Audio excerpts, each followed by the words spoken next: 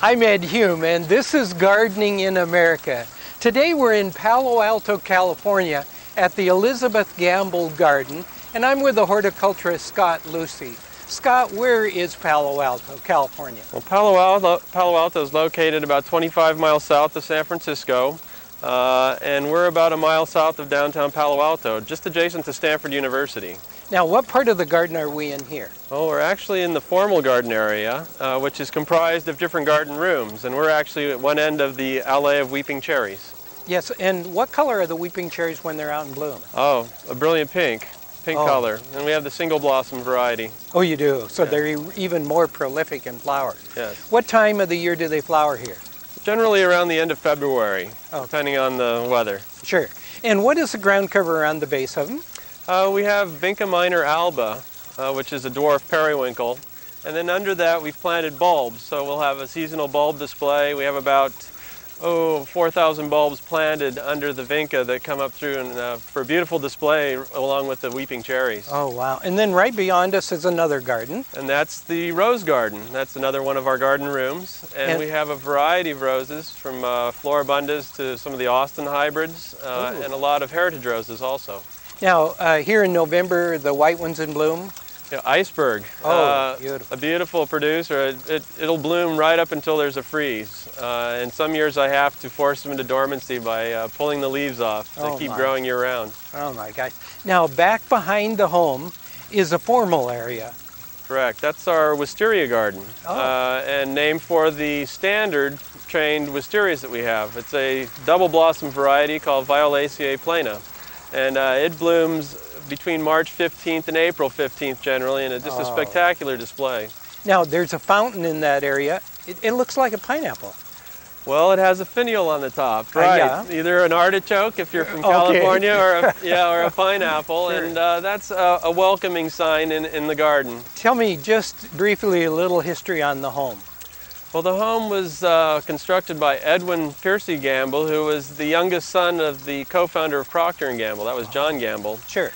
His only daughter, Elizabeth, took the property on when her parents passed away and lived here until her death, and then gave the property to the city of Palo Alto, used for the seniors and children of the community.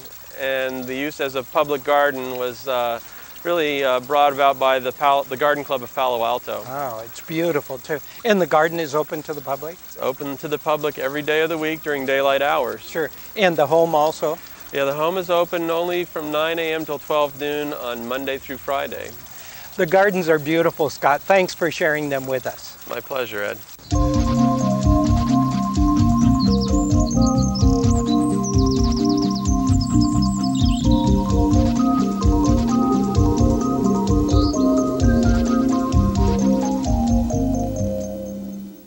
Look at the beautiful pink flowers of this strawberry. This is pink panda strawberry. It's an alpine type strawberry. Makes an excellent ground cover plant and very often has berries as well. Really a pretty plant to use in the garden. And here's another one. We've talked about this earlier in the season, but look at the beautiful foliage color. It's still really nice. This is a plant called Hoikira, and it has beautiful flowers on it as well, but the foliage is the outstanding characteristic even this late into the season. And in flower, the foliage and the flower will get about 24 inches high. Does best in full sun. Now here's another plant that we've talked about several times over the past season, and it's our plant of the week as well. It's the magic carpet Spirea japonica. Beautiful, rose type flowers, variegated foliage, and look at it's gaining a little bit of autumn leaf color at this time of the year. This nice, beautiful shrub does exceptionally well in a full sunny location in the garden.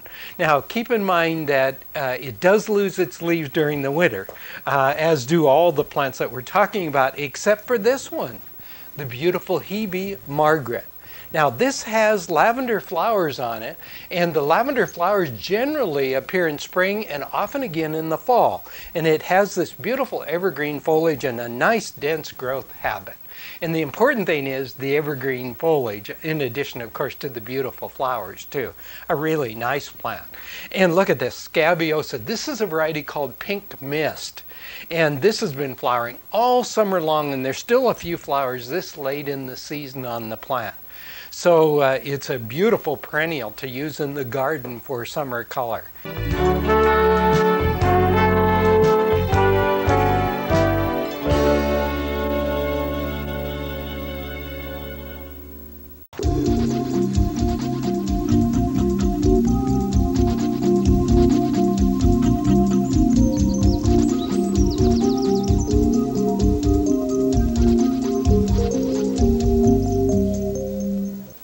I'm here at my home on Maury Island in Washington State, and winter is just around the corner. And believe it or not, winter can be a perfect time to make hardscape improvements to our garden and outdoor living spaces.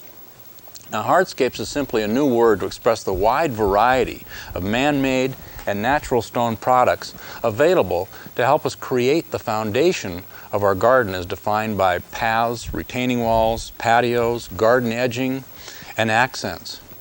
And today, we're going to solve a problem in our garden using one of the many hardscape products.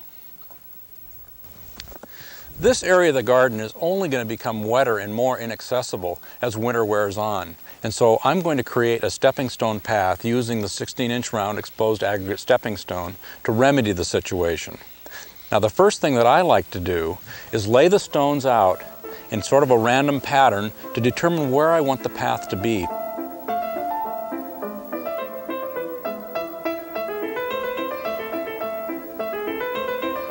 Now, you may choose a more formal approach and measure the distance between the stones and so on. But the important thing is to set the stones where you want them to be. Once that's established, then the next step is to simply draw a line around the stone.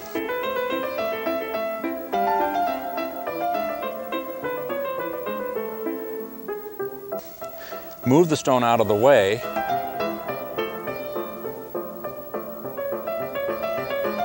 Dig out an area a little wider than the circumference of the stone, about 3 inches deep.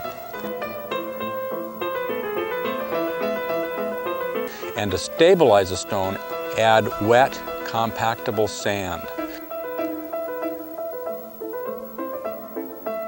Tamp the sand down. Smooth it off. Set the stone in place. Move the stone back and forth a little bit to set it.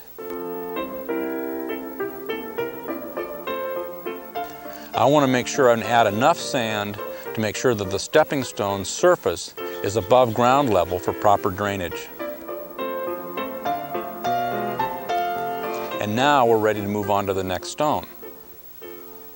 Now, I've chosen to use washed rock around the stones to help them blend in with the landscape. Now, you may choose to use bark dust, or in the spring plant woolly or lemon thyme to give the area some fragrance and some color. Now, one of the things I like about the 16-inch stepping stone is extremely versatile. You can use a single stone under a faucet or a few stones in a well-trafficked area. And the great thing about hardscaping is it knows no season for installation.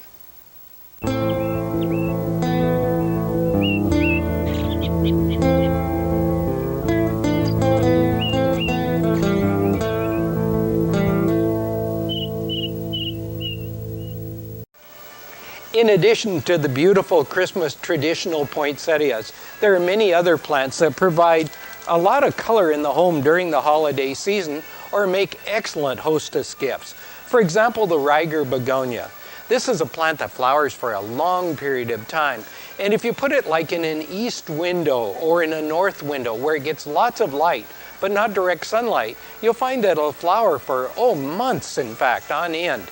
Just be sure to pick off the spent flowers, but do keep it in the home. You could put it outside during the summer season if you wanted to.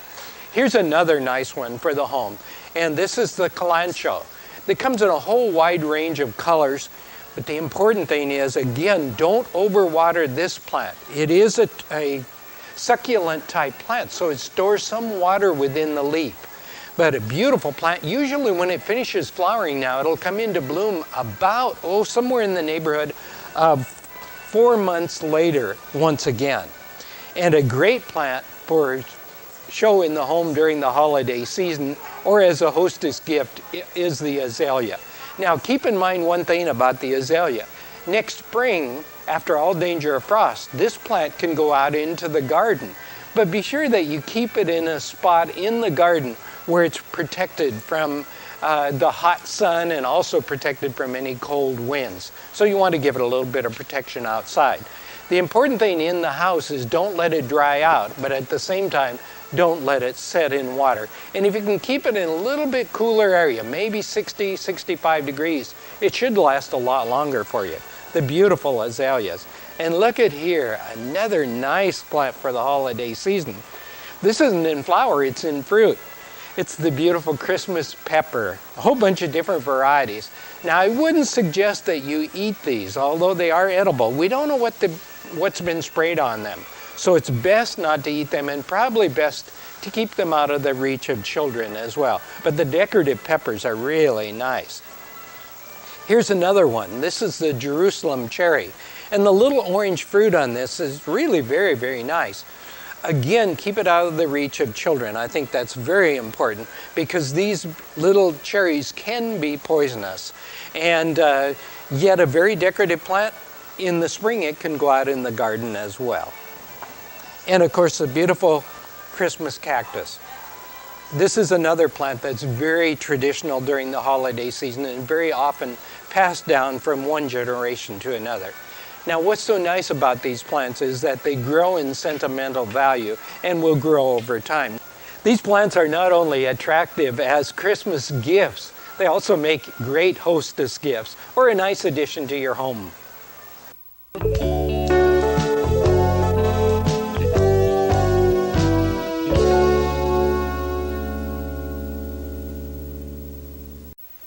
Are you looking for a unique gardening gift for a friend or relative? There are some great accessories and living plants that are really unique. For example, look at this. This is a purple pitcher plant. This plant traps insects and then eats them. And children love it because it's so fascinating, but look how interesting the plant is too. Make a nice, unusual Christmas gift. Or if you have a friend or relative that's really into herbs, how about selecting a few of them, put them in a nice container, and select the varieties that could go into a windowsill in the kitchen during the winter months, maybe like thyme and rosemary and oregano, and there are lots of others too that can be used for that purposes. What a nice living gift. Or how about outdoor faucets? Oh, there are some great ones. This one happens to be a bird, but very decorative and a nice addition to anyone's home. What a great Christmas gift it would make. And if you want something really unusual, look at this. This fits, of course, on a refrigerator, but it has a live plant in it. And in this particular case, it's a tillandsia. Looks like the feathers of the bird, doesn't it? And look here. Here's one on a piece of burl. And you could also do it on driftwood or any kind of similar surface if you wanted to. But again, the different varieties of tillandsias. And for someone that's really into gardening, that would make a really interesting Christmas gift. Or how about this, one of the topiaries. This is, of course, a deer, which is seasonal, but there are lots of other animals, too, that you could make into a great Christmas gift and give this holiday season. Or how about the frames? Oh, there's all kinds of different shapes. This happens again to be a topiary type frame and would make an excellent Christmas gift. All you have to do is put it in the pot, put some ivy in the pot, and train it right up over the framework. What a neat idea for a Christmas gift. Here's a very handy item too.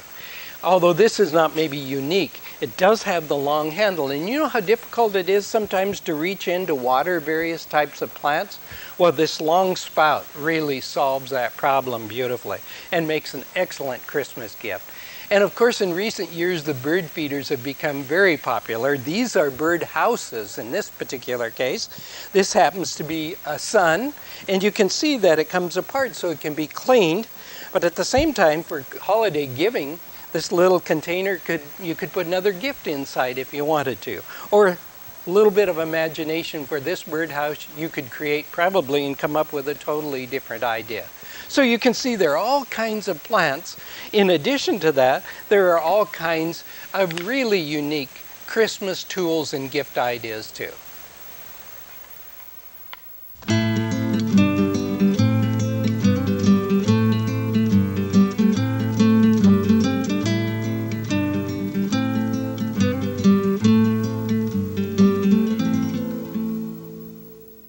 Now that we're spending more time in the home as we do every winter, one of the big problems that we have is providing humidity for houseplants. You know, this is ideal if you have any kind of water in the home, but most of us don't. So how do we provide humidity?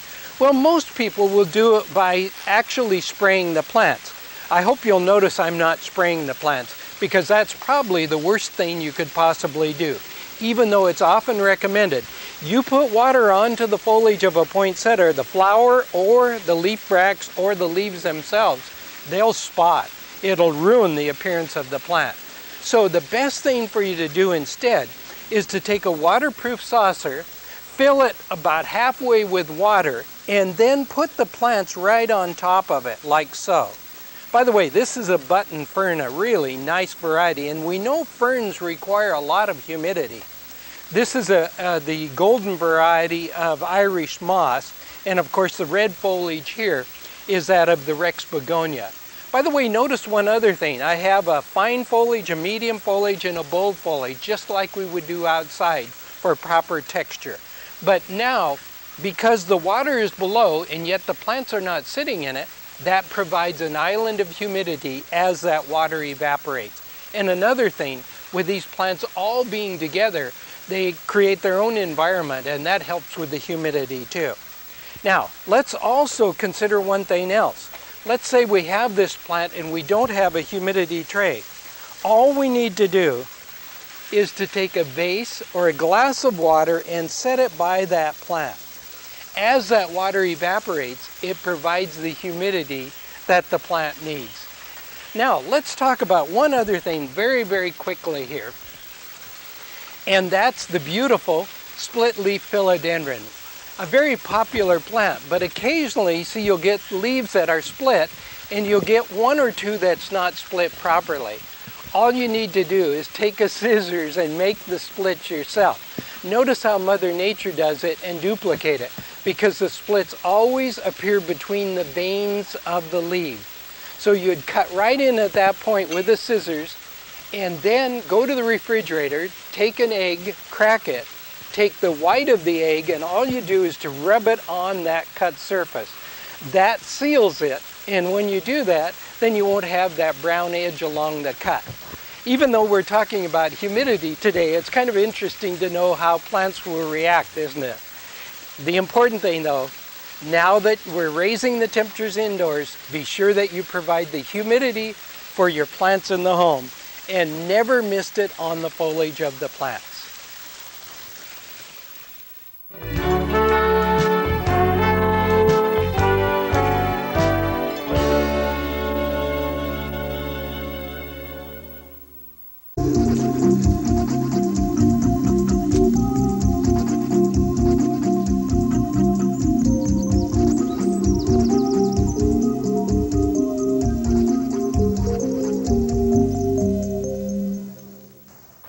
We're in Palo Alto, California at the Elizabeth Gamble Gardens, and I'm with Scott Loosely, the horticulturist. Scott, what part of the garden are we in? We're standing in the cutting garden. We have a flower arranging program at the center where volunteers can utilize the cutting garden for their arranging in the house. Oh, that's beautiful. Yeah. These are mums. Yes, these are mums. I actually have a volunteer who's a local nurseryman who brings in the different plant materials, catering specifically to the arrangers. Oh, wow. These are such a gorgeous selection of varieties. They are. Great colors and shapes. Now, behind us is an arbor, and that leads into what part of the garden? Well, we're in the working garden. It's a much larger area, and the garden is divided into different theme beds. We have the cutting garden, the perennial border, the annual border.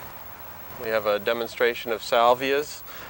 UC Cooperative Extension has a Master Gardener demonstration area, and our children's garden. And I noticed, as I traveled through, you've got one bed of sedums and succulents. It's absolutely beautiful. Yeah, the Roots and Shoots Intergenerational Garden, where the third graders come to visit, does different projects, and they utilize the different succulents for little baskets, succulent baskets. You know, and for this size of garden, I noticed that you also have a special collection of helleborus. Right, in our woodland area, or the shadier portions, we have different hellebores and a variety of things. We also have a collection of flowering magnolias. hydrangeas, Yes, the hydrangeas are. and viburnums too. How large is the garden? It's 2 1/3 acres. And is it open to the public? It's open to the public every day of the week during daylight hours. No charge for admission. Our main house is open from 9 a.m. till 12 noon, Monday through Friday, and we have a horticultural library that visitors to the garden can research the plant material that they see in the garden.